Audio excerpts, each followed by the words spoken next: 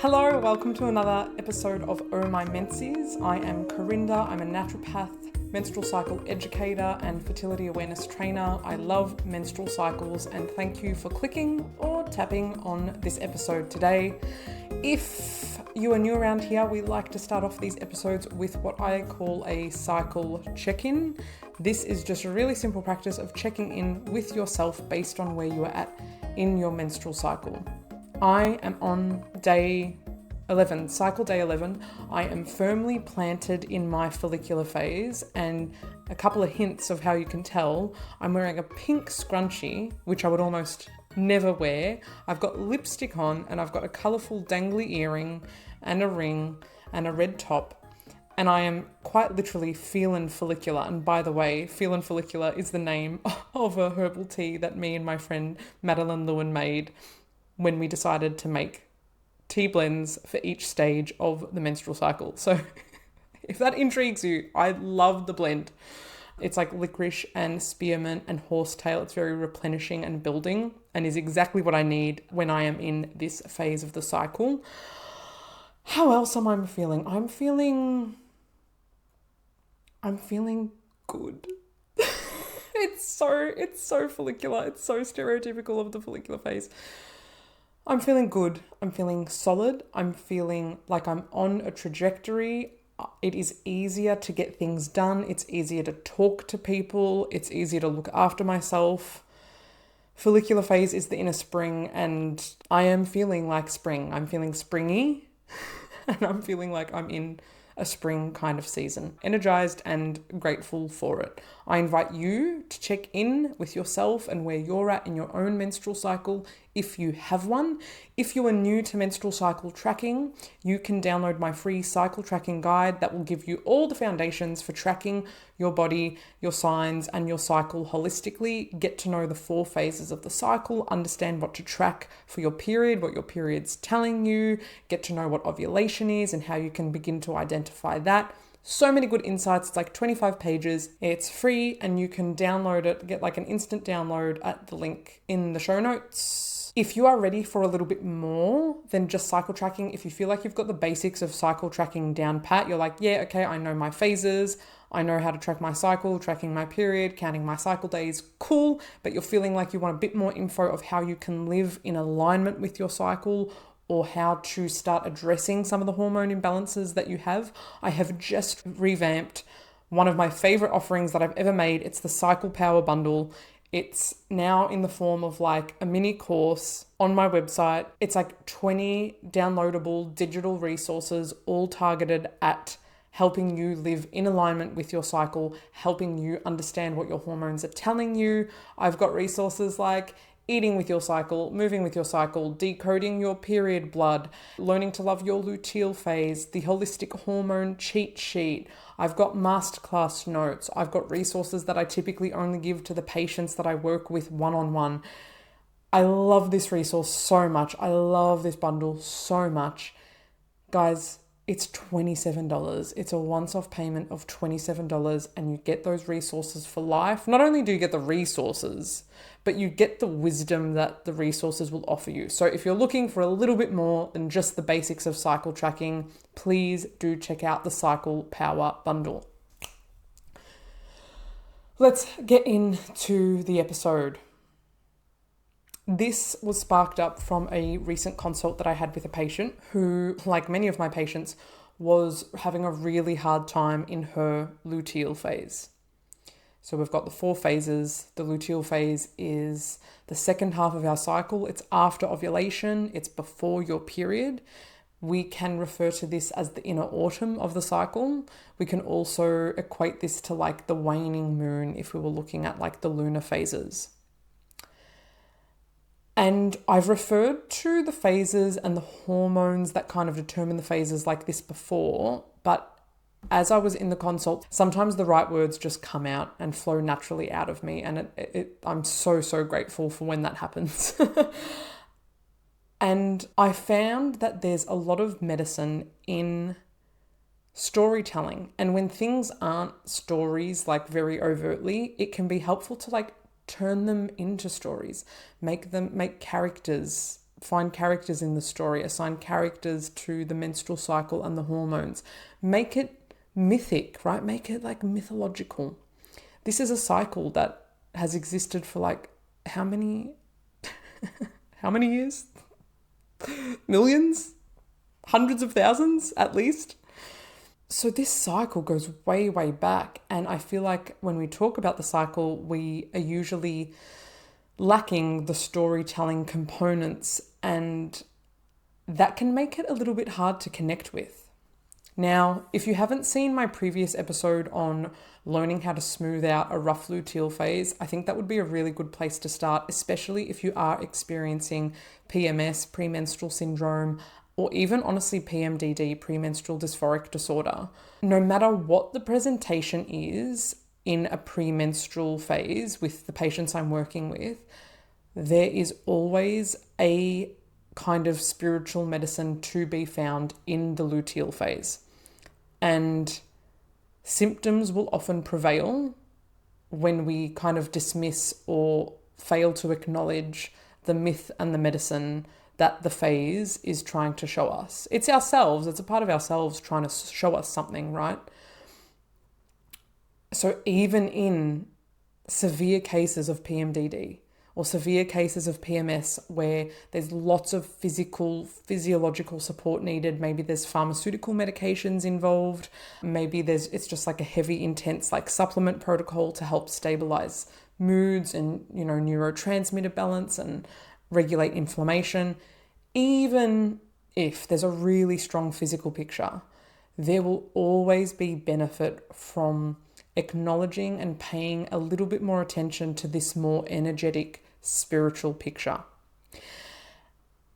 And I found it's helpful to consider the hormones of these phases as characters. Now, to make this easier, I'm just going to divide the menstrual cycle in half, right? So we've got the follicular phase, which includes menstruation and ovulation.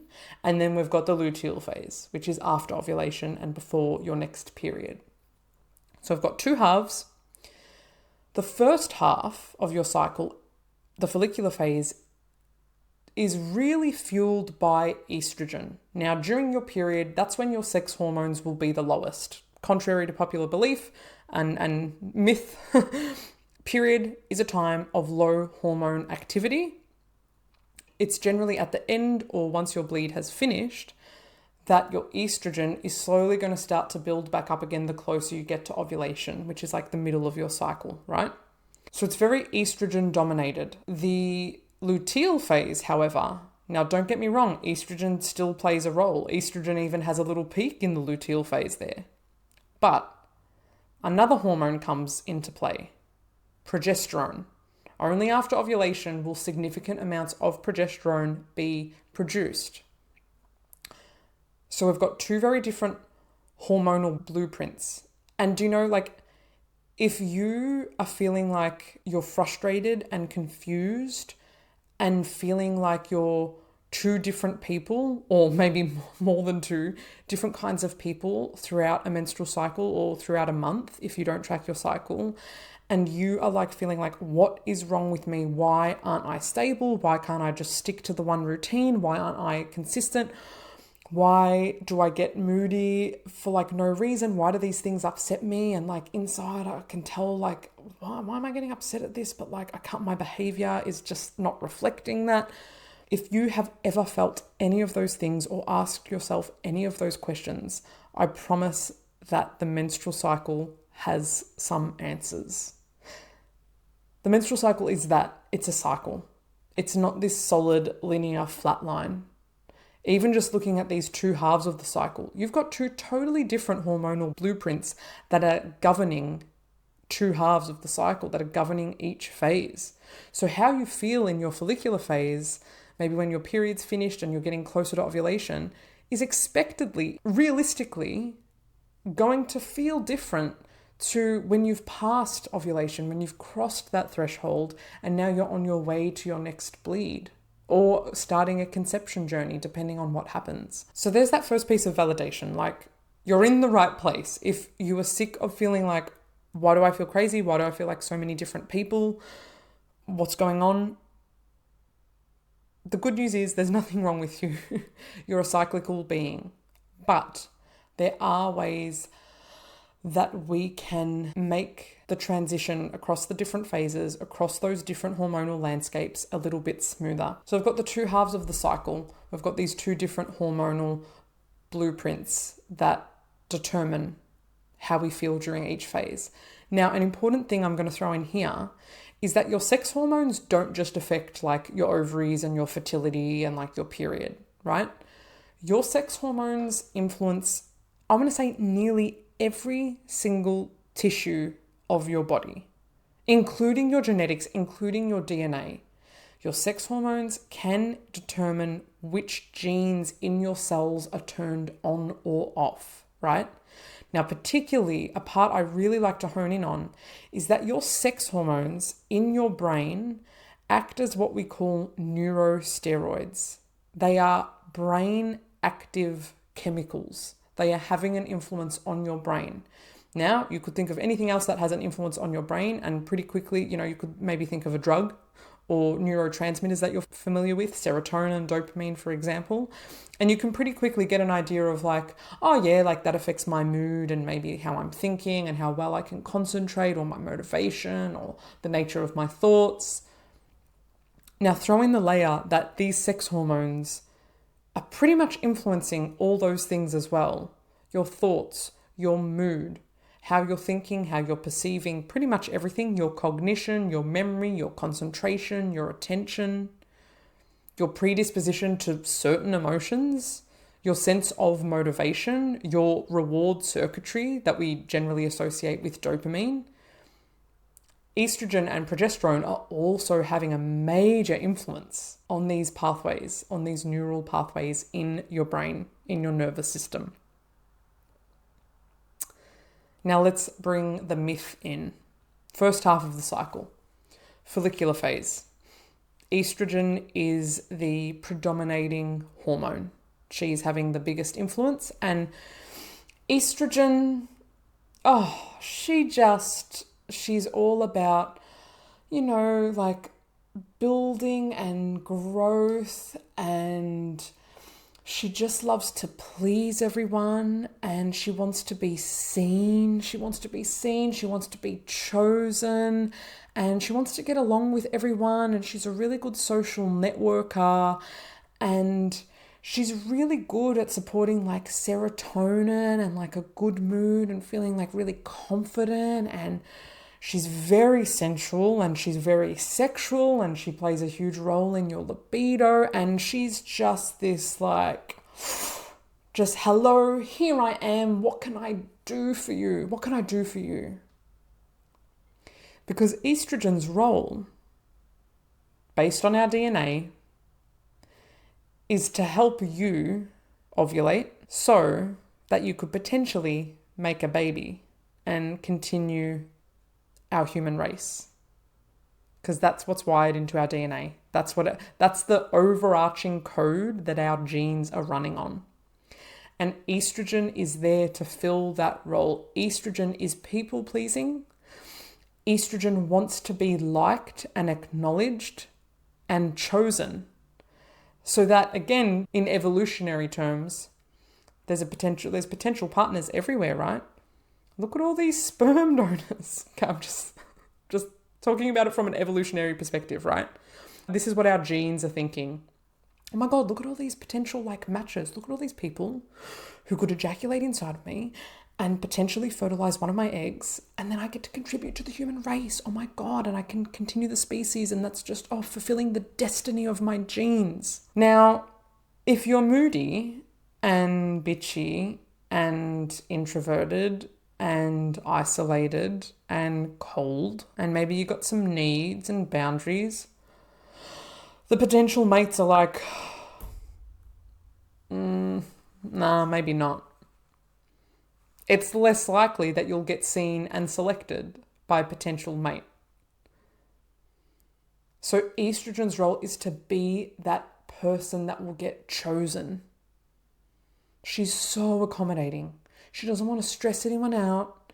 She just wants to do the best she can. She wants to help in any way that she can. And she's just having a party in there with your ovaries. She's stimulating those follicles in your ovaries, getting the egg cells prepared for potential fertilization. Who's going to choose us this month? Ooh. That's her MO. That's what she's focused on. You cross over ovulation and estrogen will have a little bit of a dip. She's like, all right, peace out, done my role, cool. A bit. She's still there. And about halfway through the luteal phase, she wakes back up to just be like, well, hang on, what's going on here? Did we fertilize an egg? What's going on? So she doesn't totally flatline. But after ovulation, this very special thing happens in our ovaries where we grow a temporary organ that produces the hormone progesterone. In your ovary, the follicle that housed the egg cell that got released at ovulation is now becoming a hormone-producing organ, producing vast amounts of progesterone. Now, progesterone's role biologically is to help nourish the uterus in such a way that a fertilized egg could implant itself into your uterine wall and grow happily and healthily. And progesterone is, if we break down the word, it's progestation. It's for pregnancy, it's for gestating. So progesterone pretty much is the key hormone that supports and dominates during a pregnancy. So progesterone comes up, she's like, oh, okay, I've got a role now. And who is progesterone? If we're going back to the story, if estrogen is the people-pleasing, very accommodating, very lovely, lovely, lovely girl, who is progesterone? Maybe they're sisters, or maybe not. Let's see where the story takes us. Progesterone, well, she's come onto the stage because she heard that you might have a baby. Now, she doesn't know that yet. Your body is preparing for pregnancy before it knows whether an egg has been fertilized. It just wants to play it safe. It wants to save resources, and so it prepares for a potential pregnancy. So progesterone gets called out. And she's looking. She's not as frivolous and inviting as estrogen is. She's kind of looking around the place. She's quieter, she's grounded, she's steady, and she's looking with a really steady eye. What's going on around here? Because her role in supporting pregnancy includes making sure that she finds herself in an environment that would be suitable to raise a baby. So she's looking at safety, she's looking at comfort, she's looking at alignment of values. You know, think about the Maslow's hierarchy of needs. You know, there's basic survival. She's looking at the basic safety things. Are there any immediate threats or immediate dangers? But then on a deeper level, she's rustling up some things. Her eye is really, really keen. And if she senses that there's something in your environment that is not right for you, if there's something in your environment that is not serving you, she's gonna clock that. And something in particular that I said to my patient is that progesterone is a bit like a mother, and I guess that fits with her role in supporting a pregnancy. She's the queen mother, and she's coming out and she's getting a lay of the land and she's taking in all the information. And mothers are so deeply loving, right? But she's not fluffy. And so where estrogen might tell you a truth in a way that sounds like, oh yeah, like, no, everything's kind of all right. And yeah, no, it's not that bad because like, no. Because afterwards he told us that like he was sorry and like, it's all fine. And don't need to worry about that. So like, no, it's like, it's all good. It's actually really good. That's how estrogen will describe a situation. Progesterone is going to be more like, what on earth are you doing? That might be a question that she asks like your ego or your inner mind. She will be like, this is unacceptable. And she's not trying to be harsh. She's not doing it because she doesn't like you. She loves you so much that she wants to reveal to you the deepest, darkest truths about your life. And this is why the premenstrual phase, the luteal phase, can be one of the most intense times of a menstrual cycle. Because things in the first half of the cycle that are under estrogen's reign, it's just like, oh, yeah, all good, yeah, shake it off, yeah.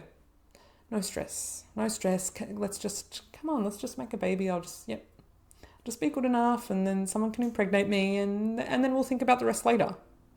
Well, then later, progesterone steps in.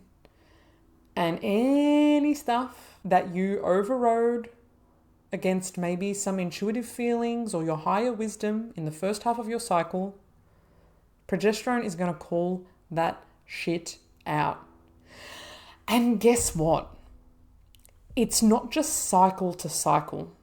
If you have been living a life that you know deep in your bones is not serving you, is not propelling you towards the life that you dream about, is not propelling you towards the goals that you have, if it's not steering you towards this deep sense of satisfaction and peace, knowing that you are living in alignment with your values, that you are acting in congruence, in full integrity with the life that you want to lead.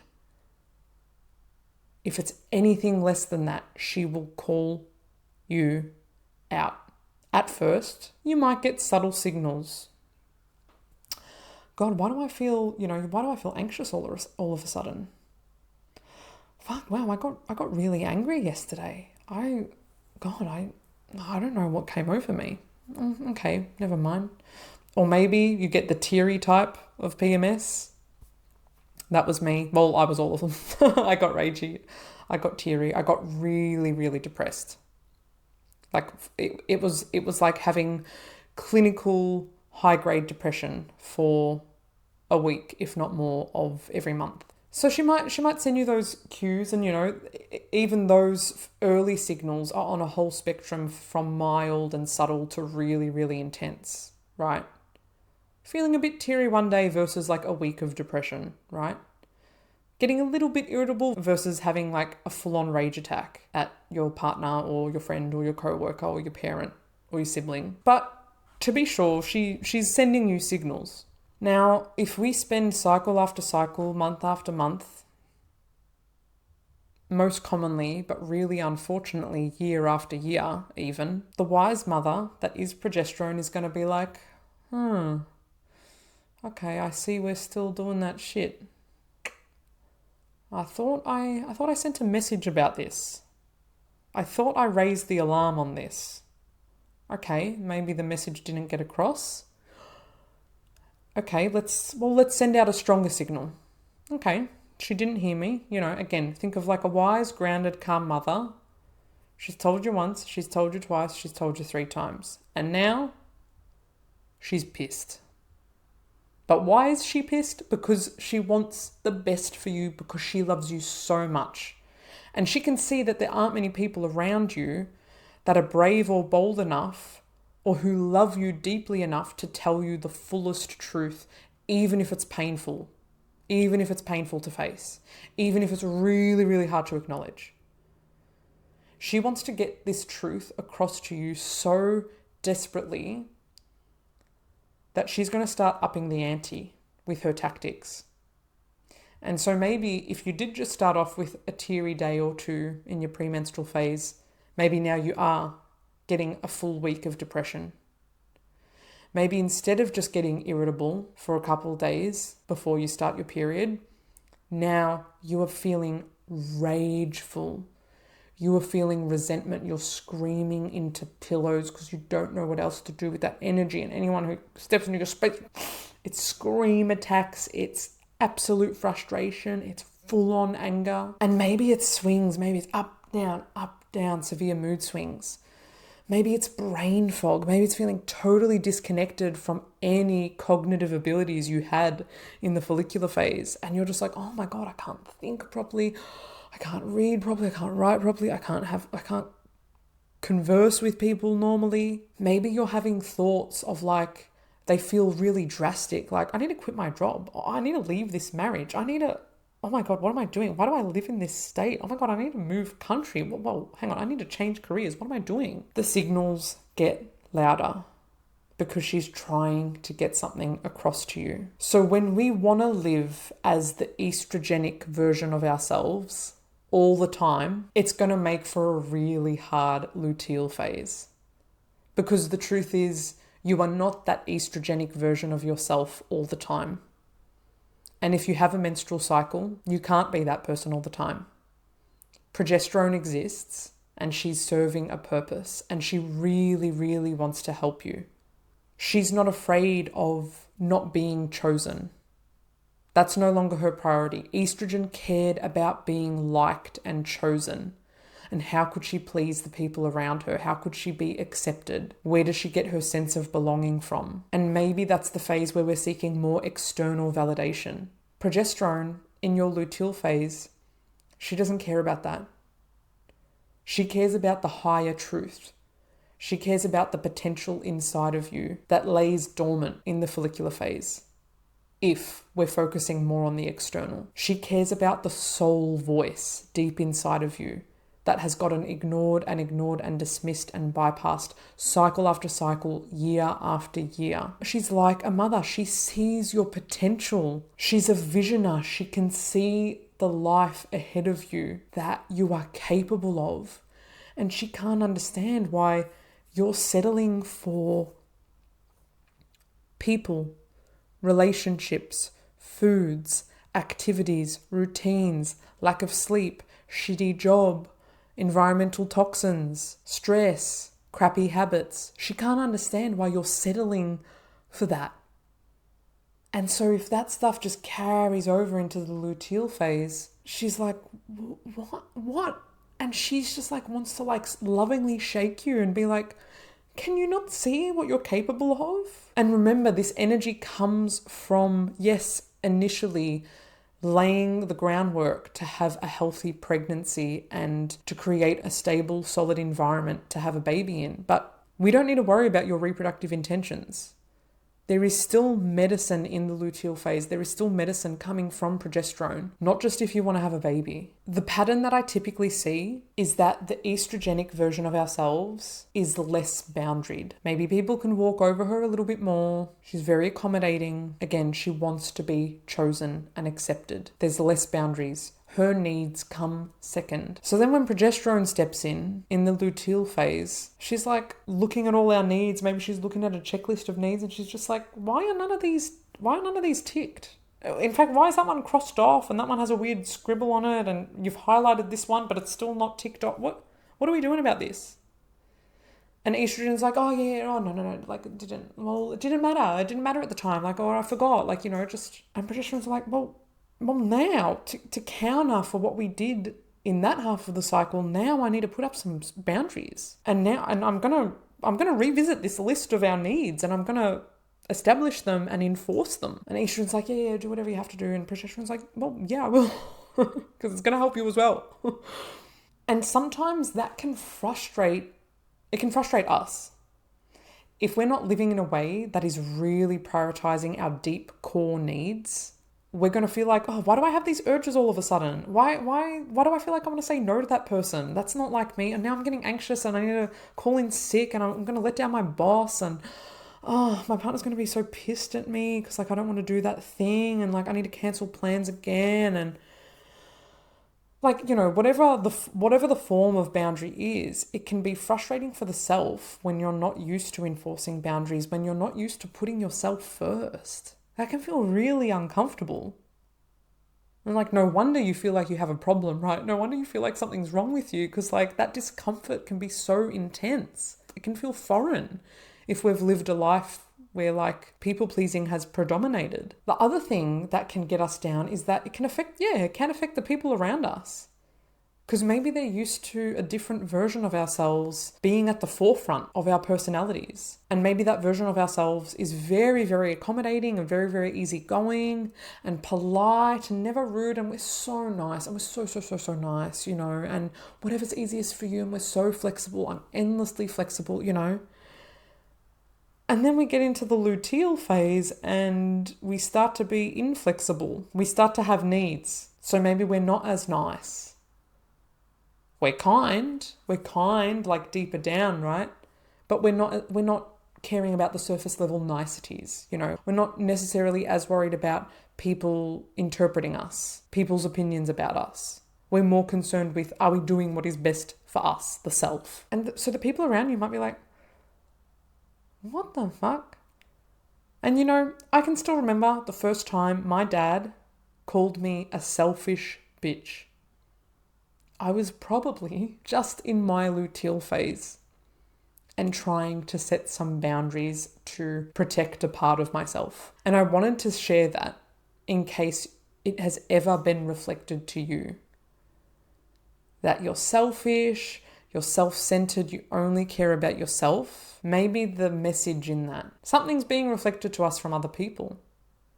I'm not gonna be so naive to say, nah, you're wrong. People can see something in us, right? We can act as mirrors for each other. Now, I don't need to take on the identity of, oh yeah, I am. Oh geez, I'm a selfish bitch. God, I guess I'm far out. I guess I'm just like a piece of shit, you know? But what I can do is go, okay, if I am acting more selfishly, is that trying to serve a purpose? Oh, okay, have there been times where I've neglected myself and maybe that's got me into danger? Maybe that's made me feel unsafe. Maybe my health has suffered for it. And so now I'm being more selfish is one way of looking at it, so that I'm more protected, so that I feel safe, so that my boundaries are respected. Oh, and then I feel better in my body and I feel better in my mental health and my physical health. Oh, right. Your luteal phase is usually enforcing the boundaries that were neglected or forgotten in your follicular phase. Now, a little caveat, you might not have any premenstrual issues and you might feel like, well, no, I don't really need this. I don't think this is going to help me. I don't think I need to do anything in my luteal phase. But maybe you experience period pain or heavy periods or just feel really awful during your bleed. A lot of that work in the luteal phase is trying to set you up for a really healthy, beautiful period, for a really meaningful menstruation. So even if you don't have PMS or PMDD or any premenstrual symptoms, which I almost highly doubt because in these times, most people do have some degree of PMS. But if you don't, but you have period problems, you struggle at menstruation, I promise you, turning a lens towards your luteal phase is going to support your menstrual phase as well. What are some journal prompts that we can take from this? Where is your estrogenic self calling the shots? What are the gifts of your estrogenic self? What do you love about that version of her? What does she offer you? Because it might have sounded like I just crapped all over her. It was really just for the story. Of course, she's absolutely important. Estrogen is absolutely necessary and she does so much for us. But this is just a part of her. It's a facet of her, right? So reflect on what she does for you and how you feel in that time of your cycle and what you like about it. And if there's struggles in that time of the cycle, highlight them as well. Reflect on those. And then consider, what is progesterone trying to do for you? And maybe you're thinking back to my analogy about progesterone kind of scanning the environment. Remembering that the environment is yes, your physical environment where you live, the room you're in. It's also the people around you. It's also what you put in your body. And remember, what you put in your body is not just food and drink. It's the cigarettes, it's the weed, it's the vapes, it's the alcohol, it's the chemicals, it's the people you let inside of you. That all makes up your environment. So she's scanning the environment, and maybe you might like to picture her doing that and maybe make a list of what could progesterone be detecting in my environment that doesn't make her feel safe or that makes her feel unsafe. What is my luteal phase trying to bring to my attention? And if you're not sure where to start with that, but you are feeling a specific emotion that comes up cyclically for you, that comes up in the premenstrual phase for you, start with that emotion. So narrow in from your luteal phase, narrow into that specific emotion, and then ask the emotion. Dialogue with the emotion. What are you trying to show me? What are you trying to communicate with me? What are you bringing my attention to? And you might get body sensations, or you might get thoughts or feelings, or you might just want to free write. Just totally stream of consciousness.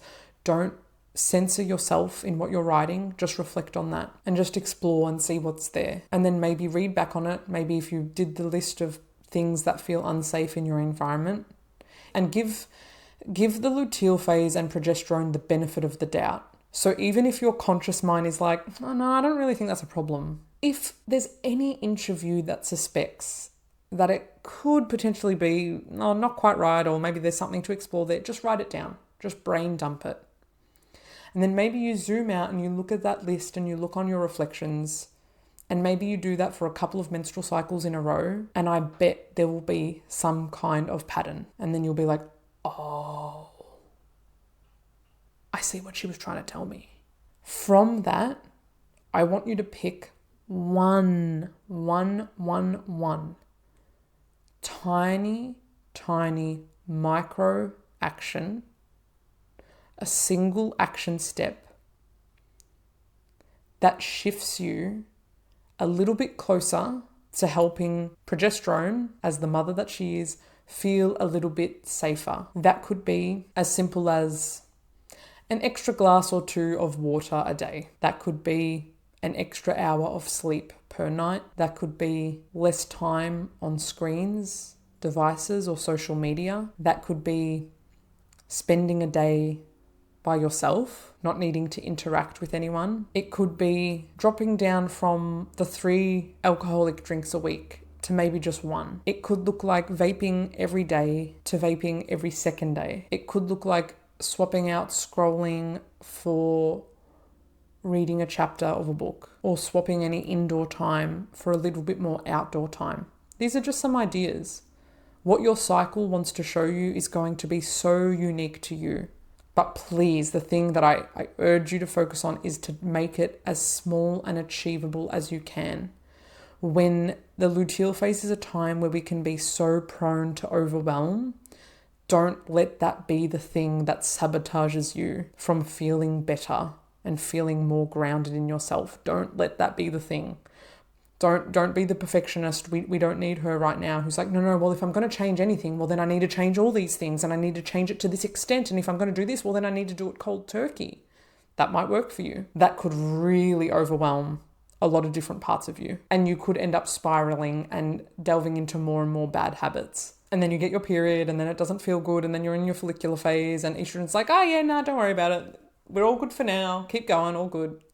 We don't need to change anything. We're fine. Look at me, we're fine.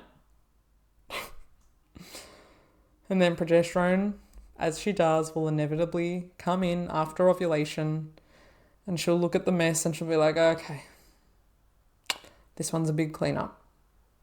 But what boundaries do I need to enforce this time? And how loudly do I have to send a signal? Can we look at our cycles as mythological medicine that always have something to offer us, that always have a potent reflection about our lives? Can we accept the possibility, even if it feels like a narrow, slim possibility, that each phase has gifts, each phase has something to offer you?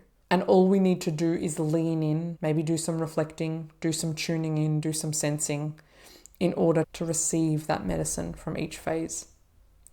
Just a possibility. If you are experiencing PMS or PMDD or any premenstrual symptom that you've been experiencing for a while, and maybe you've started to do this like deeper inner work, but you know that some physical support is needed, please do get in touch with me. I help so many patients with premenstrual symptoms. And do you know what? it is usually the thing that we can support more quickly. I'm talking like one cycle of doing something a little bit differently. And patients will be like, my period came, but it kind of surprised me because I didn't have the usual spinning out of control and like mental breakdown that I usually have before my period. The period starts to catch people off guard, which becomes another issue in and of itself. But there are so many beautiful naturopathic and nutritional tools that we can use to support the luteal phase. So many premenstrual symptoms are just aggravated or made worse by like a simple nutrient deficiency that can be diagnosed on a simple blood test. And sometimes it's a bit more complex than that. We can do comprehensive hormone testing to understand what your estrogens and what your progesterone is actually doing. And we can look at testosterone as well and your adrenal hormones and how everything's being metabolized and your cortisol and your melatonin. And we can put the whole picture together and go, oh, well, it makes sense that you're feeling this way at this time because look what's happening. Here's the treatment for it. Here are the practices to include. It's very holistic. Supplements do such amazing work. Tailored herbal medicines like the ones that I make for my patients do incredible work, but not at the dismissal of this kind of deeper soul work. So wherever it feels easy to start. But please do feel free to get in touch with me. You can book in a free connection call. It's just a 15-minute chat where I get to understand what is going on for you. And then I explain how me as a women's health naturopath could help you on your journey towards more balance, towards less symptoms, towards whatever your health goal is. I can show you how I could be of support on your journey. The whole process is tailored to you. If you feel like you absolutely know, yes, I'm ready, I'm locked in, maybe you've listened to heaps of my podcasts, maybe you've been following me for a while, feel free to dive straight into Harmonized Hormones. That is my 3 or 6 month package where we work one-on-one together to get to the root of your period problems and your hormone imbalances. That is the thing that most people, even after a connection call, most people are like, yeah, Harmonized Hormones, 3 months, let's do it. Or Harmonized Hormones 6 months with the full-on Dutch testing, please, let's do it. I'm ready for answers. I'm ready to do the work. I no longer want to feel this way. I know that there's a better way to live. And I feel like you, Karinda, could help me on that journey. And I'm like, yep, no worries. Let's see what we can do. So most people end up going for that option. Most of the people who book in for connection calls are like, I ask how you came across, how you found me, how you found my work. And most people are like, oh yeah, someone told me about you like, I don't know, like back in like 2020, like maybe 5 years ago. I've been like following you for 5 years. And I'm like, 5 years? Yeah, what? So yeah, if there's any more people who've been following me for that long and you've never had a connection call with me, please come out wherever you are. I'm really keen to help you, especially if you are experiencing these hormonal issues. And gosh, especially if you've been like experiencing them for the whole time that you've been following me, maybe on Instagram, like, or from whenever someone told you about me. Let's get to the bottom of that, girl. There are so many tools. If budget is the concern, if money is the first thing that you think of when I say book in, or yes, this is the package I think would be best for you, and you think of like, I can't afford it, have a free chat anyway, because I absolutely don't push you. There are no obligations to book in any paid appointment after the free call. You might get some insight from just the free call alone on what the journey could look like. And you might go, oh, that's like way more doable than I thought. If you do know that you need more support, but budget is still a concern, I'm in my follicular phase, so I'm endlessly flexible. No, but I do all the time. I offer payment plans. I want to make this work as accessible to you as possible while respecting myself as a business owner. And even if you just start with the Cycle Power Bundle, $27, a one-off payment, you get 20 resources. There is so much you can learn from that. And most of those resources came about from consultations that I was having with real patients. And I was like, oh yeah, let me make this resource for this patient. And then I find myself using it again and again. And I'm like, oh, well, this can help a lot of people. You will get so much from just $27. Anything that I've mentioned, anything that I've referenced will be listed in the show notes. I've also got some like juicy links, like any products that I recommend. I do have some affiliate links that I'm very, very proud to be an affiliate of. You'll find those in the description as well, wherever you're watching or listening. If you are listening to this and you'd prefer a video version, you can watch on YouTube and on my website, karindaholistics.com.au.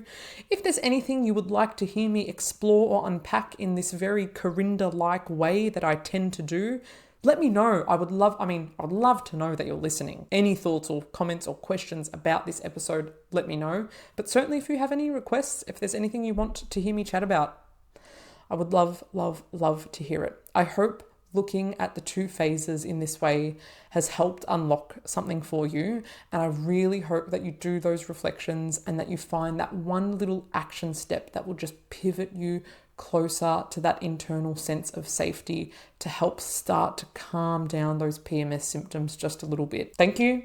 Thank you for being here. Thank you for saying yes to me today. My estrogenic self is so thrilled that you chose me today, of all days, of all the people you could have chosen, of all the podcasts you could have listened to. My goodness gracious.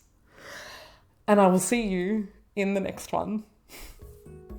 Thank you for joining me for another episode of Oh My Menses. If you have a special request of something you'd like to hear me talk about, or you have any questions that you want to ask me, please drop me a line at hello@karindaholistics.com.au. I would like to acknowledge the land and country on which I live, work and create, that of the Wurundjeri people of the Kulin Nation. I honour their connection to land, sea, flora and fauna across this country.